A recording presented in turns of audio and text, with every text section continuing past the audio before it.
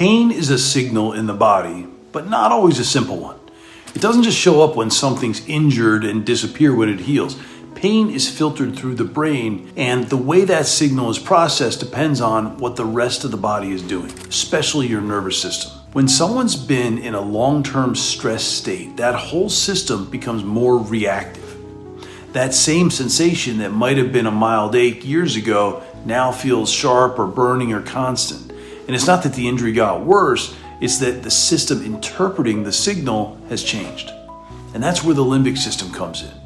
It's one of our older parts of our brain, and it's heavily involved in emotional memory and threat detection. Under chronic stress, it starts amplifying signals, pain too, because the brain is working from a heightened sense of danger. Now, another layer involves the glial cells. These are support teams for the nervous system in the brain. They usually help with regulation and repair, but when someone is undergoing stress, these glial cells switch into kind of an alarm mode. They stop helping with recovery and start releasing inflammatory signals, even when there's no injury to fix. It's part of what keeps inflammation high in the brain and the nervous system, and why pain can feel like it's coming from everywhere, even when there's no physical cause. So this explains why many people with adrenal fatigue feel inflamed all the time. Their joints hurt, their muscles ache. They might be told it's fibromyalgia or arthritis, but imaging and labs, they don't always show very much. The pain is real.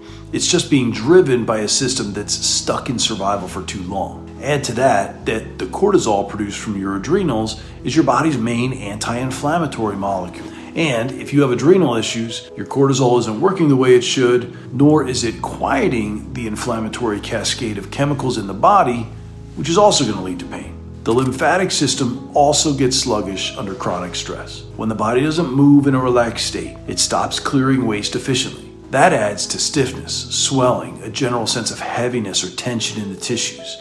A gentle approach, like bouncing on a rebounder or doing light lymphatic drainage movements, can help that system get moving again without overwhelming the body even further.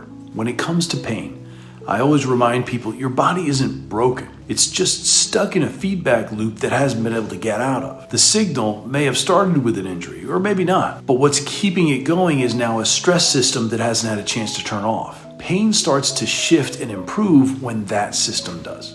That doesn't mean you're going to feel perfect overnight, but as the nervous system calms, the glial cells go back into repair mode, the limbic system stops sounding the alarm, the brain starts interpreting signals more accurately, cortisol normalizes, your lymph starts moving again, and all that inflammation that was keeping everything loud and reactive starts to settle.